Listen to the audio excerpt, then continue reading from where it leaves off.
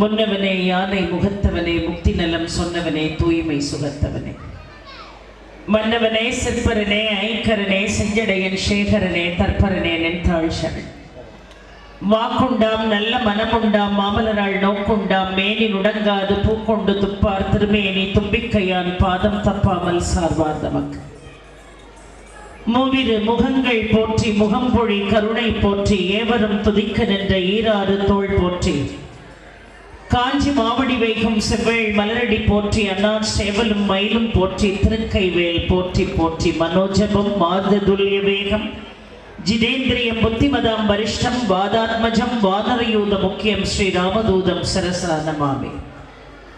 அருள்மிகு சுவாமி நெல்லையப்பர் அருள் தரும் காந்திபதி அம்மன் திருக்கோவில் ஆடி பெரும் திருவிழாவை மிகுந்த பக்தி சிரத்தையோடு ஏற்பாடு செய்து நடத்தி கொண்டிருக்கக்கூடிய விழா குழுவை சார்ந்த சான்றோர் பெருமக்களே,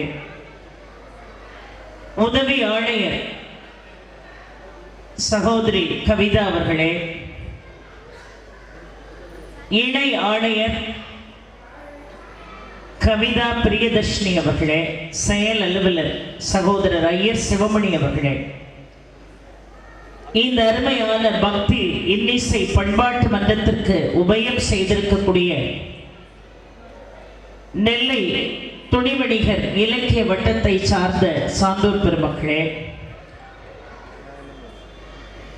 இந்த அருமையான நிகழ்வுக்கு தொலைபேசி வாயிலாக தொடர்பு கொண்டு அழைத்து சிறப்பு செய்த மரியாதைக்குரிய எங்கள் அன்பு சகோதரர் சோனா வெங்கடாச்சலம் அவர்களே, அருமை சகோதரர் வெங்கட்ராமன் அவர்களே, மரியாதைக்கும் வணக்கத்திற்கும் உரிய சுவாமிஜி அவர்களே,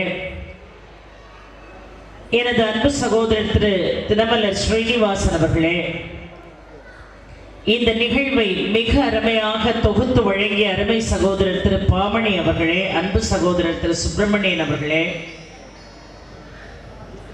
இங்கே தங்களுடைய முழுமையான ஒத்துழைப்பை நல்கி இருக்கக்கூடிய நல்ல உள்ளங்களே, அருமையான ஒலிமொழி அமைப்பை தந்து கொண்டிருக்கக்கூடிய ஏகேஎஸ் ஆடியோஸ் உரிமையாளர் மற்றும் அதை இயக்கிக் கொண்டிருக்கக்கூடிய அன்பு நண்பர்களே, இந்த நிகழ்வை மிக துல்லியமாக படம் பிடித்து உலகமெங்கும் கொண்டு செல்வதற்காக காத்திருக்கக்கூடிய மயூரா தொலைக்காட்சியை சார்ந்த நல்ல உள்ளங்களே,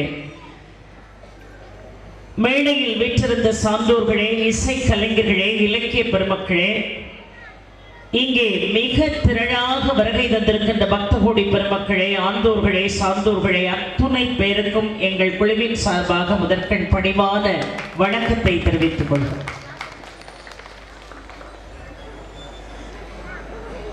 நெல்லையப்பர் காந்திபதி அம்மனுடைய அருளால் ஒவ்வொரு ஆடி திருவிழாவிலும் முதல் நாள் நிகழ்விலே பேசக்கூடிய பாக்கியம் எனக்கு. தொடர்ந்து இந்த மண்ணிலே ஆடி திருவிழா முதல் நாளிலே நான் பேசுகிறேன் என்பது என் வாழ்நாளினுடைய புண்ணியம் என்று நான் நினைக்கிறேன். 2 ஆண்டுகளுக்கு பிறகு இந்த மேடையில் உங்கள் மலர்ந்த முகங்களை சந்திக்க நெல்லையப்பர் காந்திபதி அம்மன் ஒரு அருமையான வாய்ப்பை வழங்கி இருக்கிறார்கள். ஒவ்வொரு ஆண்டும் இந்த நிகழ்வு சொற்பொழிவிலே தான் தொடங்கும். இந்த ஆண்டு இசையோடு இணைந்து ஒரு நிகழ்வை நடத்த வேண்டும். இந்த மேடை என்பது மிக பிரசித்தி பெற்ற ஒரு மேடை. நெல்லையப்பர் ஆலய வளாகத்திலே பேசுவது என்பது அவ்வளவு சாதாரணமான காரியம் அல்ல. எத்தனையோ இடங்களுக்கு எங்களை அழைத்து செல்கிறீர்கள். ஆனால் நெல்லையப்பர் கோவிலிலே நாங்கள் பேச வேண்டும், இசைக்கருவிகளை மீட்க வேண்டும் என்று அவர்கள் என்னிடம் ஒரு கோரிக்கையை வைத்தார்கள். அதே கோரிக்கையை நான் அருமை சகோதரர் சோனா வெங்கடாச்சலம் அவர்களிடம் நான் வைத்தேன். தலைப்பை சொல்லுங்கள், நடத்தி விடலாம் என்று சொன்னார்கள். தலைப்பை சொன்னவுடன் கொஞ்ச நேரம் மௌனமாக இருந்துவிட்டு என்னிடம் கேட்டார்கள், தனி பக்தி பாடல்கள் என்பது சரிதான், ஆனால் திரை பக்தி என்று வருகிறதே என்று கேட்டார். திரை இசை பாடல்கள் வருமா, இந்த மேடை வேறு மாதிரியாக மாறிவிடுமா என்று கேட்டார்கள். இந்த மேடை அல்ல, நான் கலந்து கொள்ளக்கூடிய எந்த மேடையும் வேறு மாதிரியாக இருப்பதற்கு வாய்ப்பு என்பது இல்லை. நான் அவர்களிடம் சொன்னேன், தனி பக்தி பாடல்கள் திரை பாடல்கள் என்று நான் கொடுத்திருக்கிறேனா? இல்லை, திரை பக்தி பாடல்கள் என்று கொடுத்திருக்கிறேன். ஆக பக்தி எந்த இடத்தில் இருந்தாலும் அதை நாம் நிச்சயமாக எடுத்துக்கொள்ளலாம், அதை ஏற்றுக்கொள்ளலாம் என்று நான் அவர்களை கேட்டுக்கொண்டதற்கிணங்க அவர்கள் சரி என்று ஒப்புதல் வழங்கினார்கள், தன்னுடைய நிர்வாகிகளையும் கலந்து. ஆக இந்த மேடை நான் உத்தரவாதம் சொல்வேன், மிகவும் தரமான மேடை, அதில் எந்த விதமான மாற்று கருத்தும் இல்லை. பக்தி மனிதனுக்கு ரொம்ப அவசியமான ஒன்றாக இருக்கிறது. அந்த பக்தி உணர்வை தூண்டுவதில் விஞ்சி நிற்பது எது என்று ஒரு கேள்வி. தனி பக்தி பாடல்கள் பக்தி உணர்வை தூண்டுகிறதா, இல்லை திரையில் வந்த பக்தி பாடல்கள் பக்தி உணர்வை தூண்டுகிறதா என்று ஒரு அருமையான ஒரு கேள்வி. ஆக மொத்தத்தில் பக்தி உணர்வு தூண்டப்பட வேண்டும் என்பதுதான் இந்த மேடையினுடைய நோக்கம். அதை நிச்சயமாக நாங்கள் மூவரும் இசை கலைஞர்களோடு சேர்ந்து கைகோர்த்து சரியாக அதை செய்வோம். நல்ல செய்திகளை நீங்கள் நிச்சயமாக உள்வாங்க முடியும் என்கின்ற நம்பிக்கையிலே இந்த நிகழ்வை நாங்கள் தொடங்குகிறோம். அருமையான ஆடி பெரும் திருவிழா. இந்த ஊரிலே பிறந்தவர்கள், இந்த மாவட்டத்திலே பிறந்தவர்கள் எல்லாம் மிகவும் கொடுத்து வைத்தவர்கள். காலம் மாற மாற மக்கள் தொகை பெருக பெருக மாவட்டங்கள் பிரிக்கப்படுகிறதே தவிர, ஒரு காலத்தில் நீங்கள் யார், எந்த ஊர், எந்த மாவட்டம் என்று கேட்டால் பெருமையாக சொல்வோம், நாங்கள் எல்லாம் திருநெல்வேலி மாவட்டம் என்று சொல்வோம். இன்றைக்கு அது தூத்துக்குடி மாவட்டமாக மாறி இருக்கிறது எங்கள் பகுதி. ஆனாலும் இன்றைக்கு வரைக்கும் வற்றாத ஜீவநதியாக விளங்கக்கூடிய அந்த தாமிரபரணி தண்ணீரை குடித்த காரணத்தினால் தான் தமிழ் தானாக வந்து விழுகிறது. திருநெல்வேலியை சொந்த ஊராக கொண்டவர்கள் எல்லோரும் மிகவும் கொடுத்து வைத்தவர்கள்.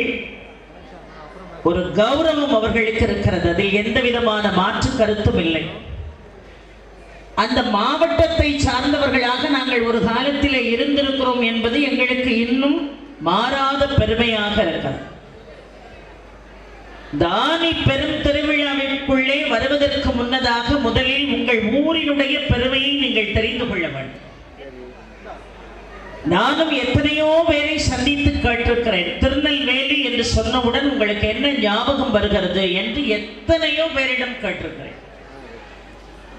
ஃப்ளைட்ல பயணம் செய்யும் போது, ட்ரெயின்ல பயணம் செய்யும் போது, எங்கேயாவது பொது நிகழ்வுகள்ல மக்களை சந்திக்கின்ற பொழுது திருநெல்வேலி என்று சொன்னவுடன் உங்கள் நினைவுக்கு வருவது என்ன என்று கேட்டவுடன், சிறு குழந்தைகள் சொன்னால் கூட பரவாயில்லை, வயதில் மூத்தவர்கள் கூட அல்வா கடை என்றுதான் சொல்வார்கள்.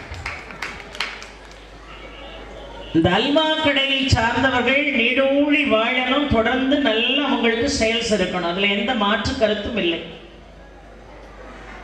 நமக்கு எங்க போனாலும் இந்த சாப்பிடுறதுதான் முதல்ல ஞாபகம் வரும்.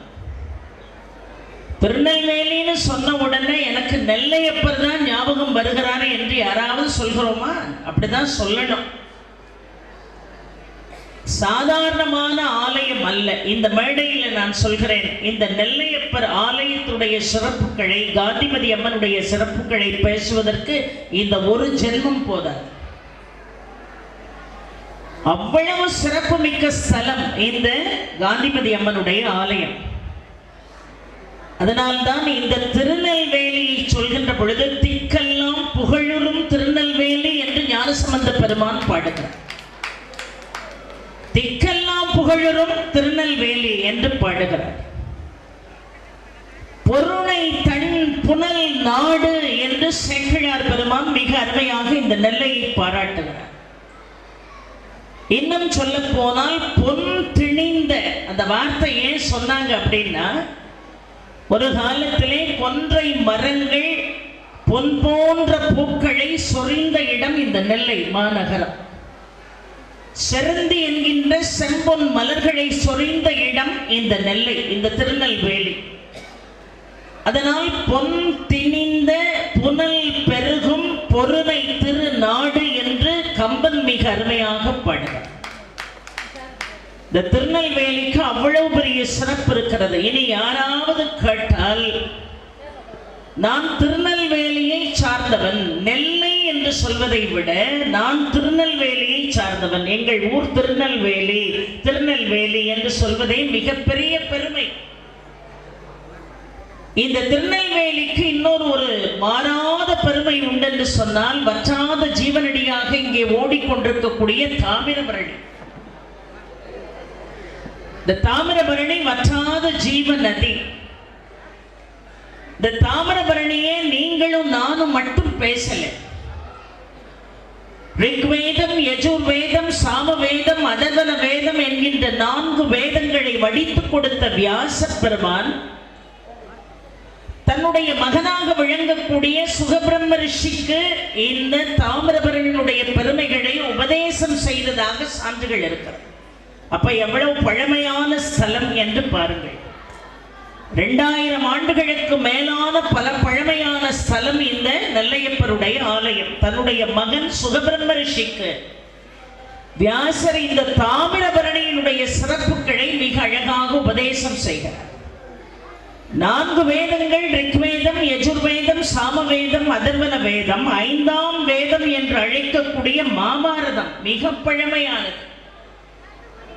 நம்முடைய 2 கண்களாக விளங்கக்கூடிய 2 இதிகாசங்களிலே முதன்மையான இதிகாசம் அந்த பாரதம், 5ஆம் வேதம் என்று சொல்கிறோம். தராசு தட்டிலே பாரதத்தை ஒருபுறம் வைத்து 4 வேதங்களை மறுபுறம் வைத்தால் அழுத்தத்திலும் வலிமையிலும் வேதங்களை காட்டிலும் உயர்ந்து நிற்பது எது என்று கேட்டால் பாரதம். அதனால் தான் அது மகாபாரதம் என்று சொன்னார்கள். அந்த மகாபாரதத்திலே மிக அருமையாக இந்த தாமிரபரணியினுடைய பெருமை, ஆரண்ய பருவம், மகாபாரதத்திலே ஆரண்ய பருவத்திலே 190வது அத்தியாயத்திலே 95வது ஸ்லோகத்திலே தாமிரபரணியினுடைய பெருமை மிகச் சிறப்பாக எடுத்து எம்பப்படுகிறது. அது மட்டுமல்ல, காசிக்கு இணையான சேத்திரம் நம்முடைய நெல்லையப்பர் ஆலயம். இங்கேயும் முக்தி உண்டு, அங்கேயும் முக்தி உண்டு. இங்கேயும் மூர்த்தத்திற்கு பெருமை, அங்கேயும் மூர்த்தத்திற்கு பெருமை. இங்கேயும் ஸ்தலப்பெருமை உண்டு, அங்கேயும் ஸ்தலப்பெருமை உண்டு. இங்கேயும் தீர்த்த பெருமை உண்டு, அங்கேயும் தீர்த்த பெருமை உண்டு. காசிக்கு இணையான சேத்திரம். எல்லாரும் பாவத்தை தொலைக்கிறதுக்கு காசிக்கு போறோம். கங்கையில போய் மூழ்கினா நம்முடைய பாவம் எல்லாம் நீங்கி போகும் என்று. ஆனால் அந்த கங்கையே வந்து மூழ்கி நம்மால் அவளுக்கு ஏற்பட்ட பாவங்களை கழுவக்கூடிய ஒரு ஜீவநதி எது என்று சொன்னால் தாமிரபரணி. அந்த தாமிரபரணியை எவ்வளவு சுத்தமா வச்சிருக்கணும். நாம நிகழ்ச்சி இல்லைன்னா வாரந்தோறும் சனிக்கிழமை மணிமூர்த்தீஸ்வரத்துல உச்சிஷ்ட கணபதியை வழிபாடு செய்யறதுக்காக நான் வருவேன். ஒவ்வொரு வாரமும் சனிக்கிழமை நான் வருவேன். அந்த ஆற்று படுகையெல்லாம் எவ்வளவு மோசமா இருக்கு அப்படின்னு நினைக்கும் போது ரொம்ப மனசு வேதனையா இருக்கும். தாமிரபரணி சாதாரணமான ஒரு ஆறே அல்ல. 30 முக்கோடி தேவர்களும் வந்து வணங்கக்கூடிய பெருமைக்குரியது தாமிரபரணி. ஆனா அந்த ஆற்று படுகையை நாம எப்படி வச்சிருக்கோம்? கோயில் எவ்வளவு சுத்தமா வச்சிருக்கோமோ அதை போல ஸ்தல விருட்சங்களை சுத்தமா வச்சிருக்கணும். ஸ்தல விருட்சங்களை எப்படி சுத்தமா வச்சிருக்கோமோ அதை போல அந்த ஸ்தலத்திற்குரிய தீர்த்தத்தை ரொம்ப சுத்தமா வச்சிருக்கணும். இந்த நெல்லையில் இருக்கக்கூடிய செல்வந்தர்கள் எல்லாம் ஒன்றாக இணைந்து, நம்ம பொதுமக்கள் எல்லாம் ஒன்றாக இணைந்து அந்த ஆற்றுப்படுகையை முதல்ல சுத்தம் பண்ணணும். அங்க இருக்கக்கூடிய முச்செடிகளை எல்லாம் வெட்டணும். அங்க இருக்கக்கூடிய குப்பைகளை எல்லாம் அகற்றணும். பர்மனண்டா ஒரு குப்பை வண்டியை அதுக்காக வாங்கினா பரவாயில்லைன்னு நான் நினைக்கிறேன். நம்ம எல்லாருடைய பங்கும் அதுல இருக்கணும். இறைவன் வாசம் செய்யக்கூடிய அந்த இடத்தை மிக சுத்தமாக வைத்திருக்கணும். ஏனென்று சொன்னால் அந்த தாமிரபரணி தான் வருடந்தோறும் நம்முடைய தாகத்தை தணித்து கொண்டிருக்கிறது. எங்க தண்ணி தட்டுப்பாடு வந்தாலும் தண்ணி தட்டுப்பாடு நெல்லைக்கு கிடையவே கிடையாது. கொஞ்சமாவது அந்த தாமிரபரணியில தண்ணி நிச்சயமாக ஓடும். அவ்வளவு பிரசித்தி பெற்ற ஒரு தாமிரபரணி ஓடக்கூடிய ஒரு திருநெல்வேலி என்கின்ற அற்புதமான இடத்துல நாம் எல்லாம் வசித்துக் கொண்டிருக்கிறோம். ஏன் நெல்வேலி என்றதற்கு பெயர்? திருநெல்வேலிக்கு என்ன பெருமை என்று பார்த்தோம், அங்கே தாமிரபரணிக்கு என்ன பெருமை என்று பார்த்தோம். நெல்வேலி என்கின்ற பெயர் இதற்கு எப்படி வந்தது என்று சொன்னால், வேத பட்டர் என்கின்ற வேத சர்மா மிக அற்புதமாக சிவனை வழிபாடு செய்தவர். சிவன் மீது அளவு கிடந்த பக்தி. இந்த காலத்தில் பாண்டியனுடைய ஆட்சி, ராமபாண்டியன் என்கின்ற மன்னன் இந்த பகுதியை ஆண்டார். மிகுந்த பக்தி செலுத்தியவர் யாரு? வேத சர்மா. அவருடைய பக்தி இந்த உலகத்துக்கு காட்டணும்னு நினைச்சான் சிவன். அதற்காக எங்கு பார்த்தாலும் பஞ்சம் தலைவிரித்தாடியது. சுவாமிக்கு நைவேத்தியத்துக்கு நெல் இல்லை. ஒவ்வொரு வீடாக சென்று வேத சர்மா நெல்லை யாசகமாக பெற்று வந்து அந்த நெல்லை பூரா காய போட்டிருந்தார். நெல்லை காய போட்டுட்டு இதே தாமிரபரணியில போய் குளிக்க போனாரு. கொடுமையான மழை வந்து சேர்ந்து, மழை வந்த உடனே அந்த நெல்லெல்லாம் நனைஞ்சு போகுமே, ஐயோ சுவாமி நைவேத்தியத்துக்குள்ள நெல்லெல்லாம் நனைஞ்சு போகுமேன்னு குளிச்சுக்கிட்டு இருந்தவர் தடன்னு ஓடியே வந்து பார்த்தா அந்த நெல் இருக்கக்கூடிய பகுதியில மட்டும் மழை சாரல்கள் விழலை. மழை விழலைங்கிறது வேற விஷயம். இப்படி ஒரு இடத்துல மட்டும் மழை விழாம மற்ற இடத்துல எல்லாம் மழை விழுந்தா அங்க உள்ள தண்ணி எல்லாம் இங்க ஓடி வரும் இல்லையா? அதான் இயற்கை. அதான் வேலி அமைத்தது போல் அந்த இடத்துக்கு தண்ணியும் வரல, மழை தூறல்களும் அதன் மீது விழல. தெய்வீக வேலி அமைத்து காப்பாற்றியவன் யார் என்று கேட்டால் நம்முடைய நெல்லையப்பன். தெய்வீக வேலி அமைத்து அந்த நெல்லை காப்பாற்றி பக்தனுடைய அந்த பண்பு நலனை, அவனுடைய அன்பை இந்த உலகத்திற்கு பறைசாற்றினான் இறைவன். அதனாலதான் அவருக்கு நெல்வேலி நாதர் என்று பெயர். நெல்லுக்கே வேலி காத்தவராக அவர் விளங்கிய காரணத்தினால்தான் அவருக்கு நெல்வேலி நாதர் என்று பெயர். அந்த நெல்வேலி நாதர் எப்படி உருவானார் அப்படின்னு கேட்டா, இது ஒரு வேணு வனம், மூங்கில் காடுகள் நிறைந்த பகுதி இந்த நெல்லை மாநகர். இங்கே ஏன் இவ்வளவு மூங்கில் மரங்கள் என்று கேட்டால், ரிக்கேஜூர் சாம அதர்வன 4 வேதங்களும் மரங்கள் ரூபமாக நாங்கள் இருந்து உங்களுக்கு நிழல் தர வேண்டும் என்று வரம் கேட்டனா இறைவனிடம். அதனால் அந்த 4 வேதங்களும் இங்கே மூங்கில் மரங்களாக இருந்ததாம். அதற்கு அடியிலே இறைவன் சிவலிங்கமாக காட்சி கொடுத்தார். ராமகோன் என்பவன் தினமும் பாலை கறந்துகிட்டு அரண்மனைக்கு கொண்டு போய் கொடுக்கணும், இருக்கக்கூடிய மக்களுக்கெல்லாம் அதை விநியோகம் பண்ணணும். கொண்டு வரும்போது ஒரு குறிப்பிட்ட இடம் வந்த உடனே ஒரு கால் தடுமாறி ஒரு குறிப்பிட்ட கல்லு மேல அவ்வளவு பால் கொட்டிடும். தொடர்ந்து இதை போல 7-8 நாட்கள் நடக்கிறது. வேற வழி இல்லாம மன்னன்ட்ட போய் இந்த வேணுவனத்தின் வழியாக வருகின்ற பொழுது ஒரு குறிப்பிட்ட இடம் வந்த உடனே கால் தடுமாறி பால் எல்லாம் ஒரு கல்லு மேல கொட்டிடுதுன்னு சொன்ன உடனே மன்னன் காவலாளிகளை அழைத்து கொண்டு வந்து கோடாரி கொண்டு தோண்டினான் அந்த இடத்தை. அந்த கல்லை இடித்தவுடன் ரத்தம் பீரிட்டு எழுந்தது. என்னப்பா கல்லை கீறினா ரத்தம் வருதுன்னு சொல்லிட்டு எடுத்து பார்த்தால் சிவன். அங்கே சிவலிங்கம் ஒன்று இருக்கிறது. அதை கையிலே கூட அவர்கள் தொடவில்லை. மேலே உள்ள கல்லை அப்புறப்படுத்தும் போதே எங்க சிவலிங்கம் அவர்களுடைய கண்ணுக்கு தெரிந்தது. அந்த சிவன் தான் இப்போது அருள்பாலித்துக் கொண்டிருக்கக்கூடிய நெல்லையப்பன். அவர்தான் நெல்வேலி நாதர். அவர் இவ்வளவுதான் இருந்தாரா, உருவத்துல இவ்வளவுதான் இருந்தாரா? அவர்கிட்ட போய் ராமகோன் வேண்டினான், அப்பா நீ வேண்ட வேண்ட வளர வேண்டும் என்று வேண்டினான்.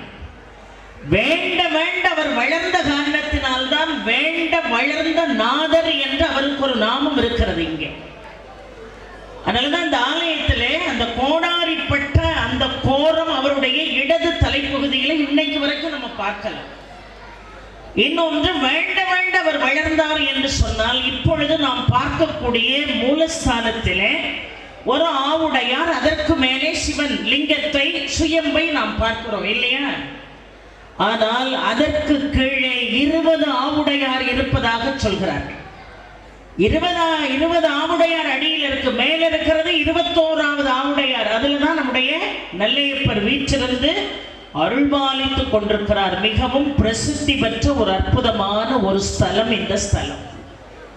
இன்னொன்று, 2 மூலவர்கள் இருக்கக்கூடிய ஒரு சந்நிதி இந்த அற்புதமான நெல்லையப்பர் ஆலயம் தான். ஒருத்தர் மூலவர் நெல்லையப்பர், இன்னொன்று தன்னுடைய தங்கையை தாரை வார்த்து கொடுத்து விட்டு வாழ்க்கை கொடுத்த தன்னுடைய தங்கையின் கணவனை தன் மார்பிலே தாங்கிக் கொண்டிருக்கக்கூடிய கோவிந்தராஜ பெருமாள் சயனத்தில் இருக்கிறார்.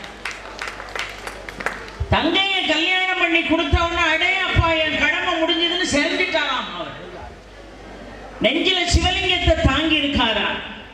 தங்கையை திருமணம் செய்து கொடுத்து விட்டு அண்ணன்மாரெல்லாம் தங்கையின் கணவனை எங்கே தாங்க வேண்டும்? தன்னுடைய மார்பிலே தாங்க வேண்டும். இன்னொன்று, அவர் நீட்டி இருக்கக்கூடிய வலதுகை ஒரு சிவலிங்கத்தை காட்டிக் கொண்டிருப்பது போல் அமைப்பு. அவனை நம்பினால் உற்றவிடத்து உதவும் பெருமான் உன்னை ஒரு நாளும் கைவிட மாட்டான் என்பதை காட்டக்கூடிய அற்புதமான ஒரு ஸ்தலம். இந்த ஸ்தலத்திலே எத்தனையோ பெருமைகள் இருக்கிறது. அந்த பெருமையை சொல்லாம இசை பாட்டு மன்றத்துக்குள்ள போகவே முடியாது. அதை போல அகிலாண்ட கோடி பிரம்மாண்ட நாயகியாக விளங்கிக் கொண்டிருக்கக்கூடிய காந்திமதி அம்பாள். இந்த காந்திமதி அம்மனுக்கு காந்திமதி என்று மட்டும் பெயர் அல்ல, அவளுக்கு நாச்சியார் என்று ஒரு பெயர் இருக்கிறது, வடிவுடை அம்மன் என்று ஒரு பெயர் இருக்கிறது, கமலபீட நாயகி காமாட்சி என்று ஒரு பெயர் இருக்கிறது. இந்த உலக உயிர்களை எல்லாம் படைத்துவிட்டு அந்த உயிர்களை காக்க வேண்டும் என்பதற்காக இறைவனை நோக்கி தவம் செய்வதற்கு அகிலாண்ட கோடி பிரம்மாண்ட நாயகி தேர்ந்தெடுத்த இடம் இந்த வேணுவனம். இறைவனை விட்டு விலகி வருகின்ற பொழுது இறைவனிடமிருந்து இருநாழி நெல் பெற்று 32 அறங்களை வளர்த்த இடம் இந்த திருநெல்வேலி நகரம். சாதாரணமானதல்ல. அந்த அம்பாள் எல்லா உயிர்களை காக்க வேண்டும் என்பதற்காக அவள் தவக்கோலம் கொண்ட இடம் கம்பை தீர்த்தம். அந்த கம்பை தீர்த்தத்தில் அமர்ந்துதான் அவள் தவக்கோலம் கொண்டு இறைவனுடைய காட்சியை பெற்று தன்னுடைய சகோதரன் தாரை வார்த்து கொடுத்து இறைவனை திருமணம் செய்கிறாள். அந்த திருமணம் தான் காந்திமதி அம்மையினுடைய திருமணம். ஐப்பசி மாதம் மிக விமர்சையாக கொண்டாடப்படுகிறது இந்த ஸ்தலத்தில். இந்த காந்திமதி அம்மன் இங்கே எப்படி இருக்கிறாளா? ஒவ்வொரு இடத்துலையும் அம்பாள் ஒவ்வொரு ரூபத்தில் இருப்பார். இங்கே காந்திமதி அம்மன் எப்படி இருக்கிறாள் என்று கேட்டால் சாந்த ஸ்வரூபியாக இருக்கிறாள். சாந்த ஸ்வரூபியாக இருக்கக்கூடிய காந்திமதி அம்மனை நீங்கள் வழிபாடு செய்தால் திருமண தடை உள்ளவர்களுடைய தடை உடனடியாக நீக்கப்படும். ஓடோடி அருள்பாலிக்கக்கூடியவள். இங்க 6 கால பூஜை இந்த ஆலயத்தில். அதுல உச்சிகால பூஜை பார்த்தால் மிகச் சிறப்பு. ஏன் உச்சிகால பூஜை பார்த்தா? எல்லா பூஜையும் பார்த்தா சிறப்பு தான். உச்சிகால பூஜைக்கு அவ்வளவு சிறப்பு இருப்பதற்கு என்ன காரணம் என்று சொன்னால், காந்திமதி அம்மனே தன்னுடைய கைகளால் சமைத்து மூலவருக்கு அமுது படைப்பதாக ஐதீகம் இந்த ஸ்தலத்துல. அதனால உச்சிகால பூஜை மிகவும் சிறந்த ஒரு பூஜையாக இங்கே இருக்கிறது. இங்கே எத்தனையோ விசேஷங்கள் இருக்கிறது. ஒரு காலத்துல இந்த ஆலயத்துல 32 தீர்த்தங்கள் இருந்தது. ஆனால் இன்றைக்கு பொற்றாமரை தீர்த்தம், இந்த ஆலயத்துடைய தீர்த்தம் பொற்றாமரை தீர்த்தம். இங்கே நீர் வடிவத்திலே சிவன் இருக்கிறான், பொற்றாமரை மலர் ரூபத்திலே பிரம்மா இருக்கிறார். மிகவும் பிரசித்தி பெற்ற ஒரு ஸ்தலம். அதை போல சர்வ தீர்த்தம் இருக்கிறது, வைரவ தீர்த்தம் இருக்கிறது, துர்க்கை தீர்த்தம் இருக்கிறது, கருமாரி தீர்த்தம் இருக்கிறது. இப்படி எத்தனையோ தீர்த்தங்கள் மிக அழகாக குறுக்குத்துறை இருக்கிறது. இதெல்லாம் தீர்த்தங்கள் இன்றைக்கு. அதுல கருமாரி தீர்த்தம் ரொம்ப விசேஷமான தீர்த்தம். அது கருமாரி தீர்த்தம் அல்ல, பெயர் மறவி விட்டது, அவ்வளவுதான். இன்னைக்கெல்லாம் திருநெல்வேலியில் அப்பா எங்க நின்றுகிட்டு இருக்கு அப்படின்னு கேட்டா கொக்கர குளத்துல நிக்கம்மா. பார்த்திருக்கீங்களா? நம்ம கொக்கர குளம் பஸ் ஸ்டாப்ல நிக்க. இவரெல்லாம் எத்தனை நாள் சொல்லியிருக்காரு, அம்மா கொக்கர குளத்துல நிக்கிறேன். அது கொக்கர குளம் இல்ல, கொக்கு நின்ற குளம். அதுதான் மருவி கொக்கர குளம் ஆயிட்டு. அதை போல கருமாரி தீர்த்தம்னு பேச்சு வழக்கில் இன்றைக்கு வரைக்கும் சொல்றோம். அது கருமாரி தீர்த்தம் அல்ல. இந்திர தூய்மன் என்பவன் துர்வாசருடைய சாபம் பெற்று யானையாக மாறி மீண்டும் சாப விமோசனம் பெறுகின்ற காரணத்திற்காக இந்த ஸ்தலத்திற்கு இங்கே இருக்கக்கூடிய தீர்த்தத்திலே மூழ்கி மனித ரூபம் பெற்ற காரணத்தினால் கரி மாறி தீர்த்தம், யானையாக இருந்தவன் மனிதனாக மாறும்படியாக செய்த தீர்த்தம் என்று பொருள். அவ்வளவு சிறப்புகள் இங்கே இருக்கிறது. அதை போல இங்க இருக்கக்கூடிய பொல்லா பிள்ளையார வணங்காம எங்கேயுமே போயிடாதீங்க. குழந்தை இல்லாதவங்க கவலையே பட வேண்டாம். 11 சங்கடகர சதுர்த்தியை தேர்ந்தெடுத்து 11 விதமான அபிஷேகங்கள் செய்து மோதகத்தை நைவேத்தியமாக வைத்து அருகம்புல் மாலையிட்டு வழிபாடு செய்தால் நிச்சயமாக குழந்தை பாக்கியம் என்பது உண்டு. ஆனா இந்த ஆலயத்தில் இருக்கக்கூடிய ஒரு சிறப்பு என்னன்னா, குழந்தை கண்டிப்பா பிறந்துடும். அந்த குழந்தையை கொண்டு வந்து பிள்ளையார்ட்டே வித்துட்டு போயிடணும். இதை நான் உனக்கு வித்துட்டு போறேன்ப்பா, இது இன்னும் ஓம் குழந்தை ஏன்கிட்ட வளரும், அவ்வளவுதான், ஆனா பிள்ளை ஓம் பிள்ளை அப்படின்னு சொல்லி கொடுத்தோம்னா அந்த குழந்தைகள் எல்லா நிலைகளிலும் உயர்ந்தவர்களாகத்தான் இருப்பார்கள். அதில் எந்த மாற்று கருத்தும் இல்லை. அதை போல ஆறுமுக நயினாருடைய சன்னிதானத்துல தான் ஸ்ரீ வித்யா சக்கரத்தை பிரதிஷ்டை செய்திருக்கிறார். அந்த ஸ்ரீ வித்யா சக்கரம் எங்கெல்லாம் இருக்கோ அங்கதான் ஸ்ரீ வித்யா ஹோமம் பண்ண முடியும்.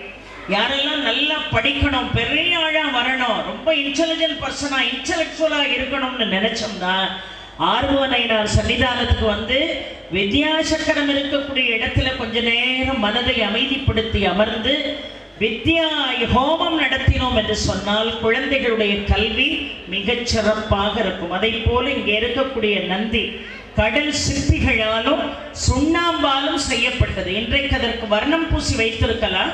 ஆனால் அது எப்படி செய்யப்பட்டது என்று சொன்னால் கடல் சிற்பிகளை கொண்டும் சுண்ணாம்பை கொண்டும் மிக அருமையாக செய்யப்பட்ட அற்புதமான ஒரு ஸ்தலம் இந்த ஸ்தலம் என்று பார்க்கிறோம். ஏன் இது ஒரு திருமண ஸ்தலம் என்று சொல்கிறோம் என்பதற்கும் இது ஒரு காசி சேத்திரத்துக்கு இணையான ஒரு அற்புதமான ஸ்தலம் என்று சொல்வதற்கும் ரொம்ப காரணங்கள் இருக்கு. இப்போ ரொம்ப அழகா காசியை நினைச்சாலே நமக்கு முக்தி. காசியில் மாண்டு போனவர்களுக்கெல்லாம் அம்பாளே ஓடோடி வந்து தன்னுடைய ஆடையை எடுத்து சாமரம் வீசுவதாக ஐதீகம். அங்க மாண்டு போனவர்களுக்கெல்லாம் உடனடியாக முக்தி. அதை போல நெல்லையில வந்து வழிபாடு செய்பவர்கள், மனதால் வழிபாடு செய்பவர்கள், அப்பழுக்கில்லாமல் வழிபாடு செய்பவர்கள், ஆணவமில்லாமல் வழிபாடு செய்பவர்கள் அத்தனை பேருக்கும் முக்தி தான். அதுல எந்த விதமான மாற்று கருத்தும் இல்லை. ஏன்னு சொன்னா ஸ்வேதகேது என்று ஒரு மன்னன் இருந்தா, அந்த மன்னனுக்கு குழந்தைகள் இல்லை. ரொம்ப வயசாகி அந்திம காலம் வரும்போது என்ன செஞ்சான், இதே நெல்லையப்பர் முன்னாடி சுயம்பு முன்னாடி உட்கார்ந்து சிவபூஜை செய்தார். ஸ்வேதகேது சிவபூஜை செய்கிறார். எப்படி மார்க்கண்டேயனை விரட்டி கொண்டு காலம் திருக்கடையூரிலே வந்தானோ அதை போல பாசக்கயிறை தூக்கி வீசலாம். ஸ்வேதகேது மீது பாசக்கயிறை வீசலாம். வீசின பாசக்கயிறு இறைவன் மீதும் சேர்ந்து விழுந்தது. இறைவன் தன்னுடைய காலால் அவனை எட்டி உதைத்து ஸ்வேதகேதுக்கு முக்தி கொடுத்த அற்புதமான ஸ்தலம் இந்த நெல்லையப்பருடைய ஆலயம். திருக்கடையூர்ல மார்க்கண்டேயனை காப்பாற்றுவதற்காக அங்கே காலசம்ஹார மூர்த்தி காலனை காலால் எட்டி உதைத்தவுடன் மிக அற்புதமாக என்றும் நீ சிரஞ்சீவியாக வாழ்வாய் என்கின்ற நிலை மார்க்கண்டேயனுக்கு கிடைத்தது. இன்றைக்கும் மார்க்கண்டேய ஸ்தோத்திரம் சொல்பவர்களுக்கு மரண பயம் இல்லை. ருத்ரம் பசுபதிம் ஸ்தானும் நீலகண்டம் உமாபதிம் நமாமி சரசாதேவம் கிம்னோ மிருத்யு கரிஷ்யதி காலகண்டம் காலாமூர்த்திம் காலாக்னிம் காலநாசனம் நமாமி சரசாதேவம் கிம்னோ மிருத்யு கரிஷ்யதி அனந்தம் அவ்யயம் சாந்தம் அசமானாதனம் ஹரம் நமாமி சரசாதேவம் கிம்னோ மிருத்யு கரிஷ்யதின்னு மார்க்கண்டேய ஸ்தோத்திரம் பாடுறவங்களுக்கு மரண பயம் என்பதே இல்லை. அதை போல இந்த நெல்லையப்பரை வழிபாடு செய்பவர்களுக்கும் மரண பயம் இல்லை. அங்கே காலனை மார்க்கண்டேயனுக்காக இறைவன் எட்டி உதைத்தது போல இந்த நெல்லையம் பதியிலே மிக அழகாக ஸ்வேதகேதுவுக்காக இறைவன் காலனை எட்டி உதைத்து அவனுக்கு முக்தி கொடுத்த காரணத்தினால யார் யாருக்கெல்லாம் 60ஆம் கல்யாணம் வருதோ, சதாபிஷேகம் வருதோ, பீமரத சாந்தி வருதோ, கனகாபிஷேகம் வருதோ, யாரெல்லாம் மிருத்யுஞ்சய யாக வேள்வியை செய்யணும்னு நினைக்கீங்களோ இங்கிருந்து புறப்பட்டு திருக்கடையூர் போனா தான் அது நடக்கும் நீங்க நினைக்க வேண்டாம்.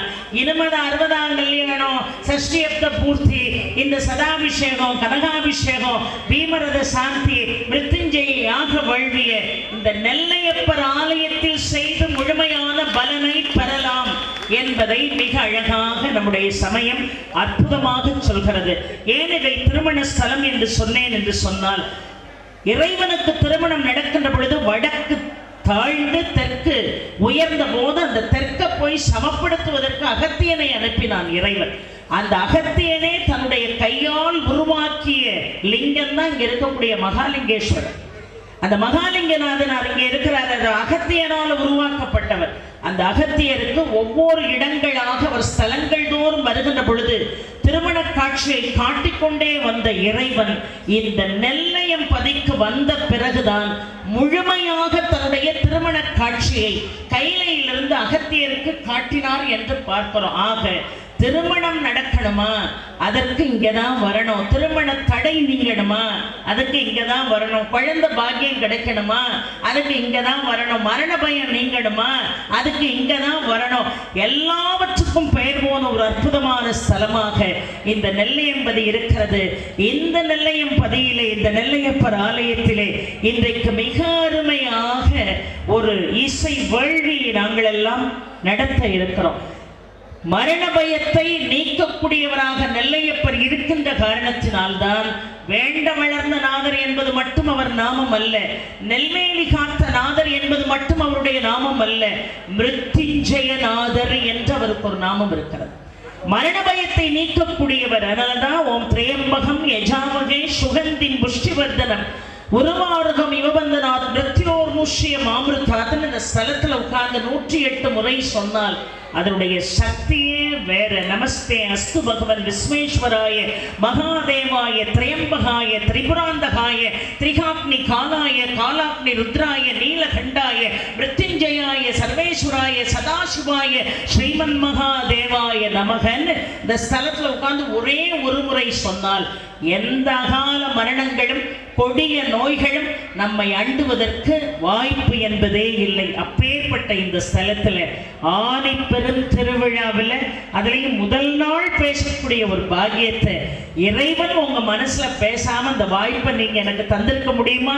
இல்லை நான் தான் இப்படி தரமான பக்த கோடிகளை சந்தித்திருக்க முடியுமா? மிக அற்புதமான ஆனி திருவிழா.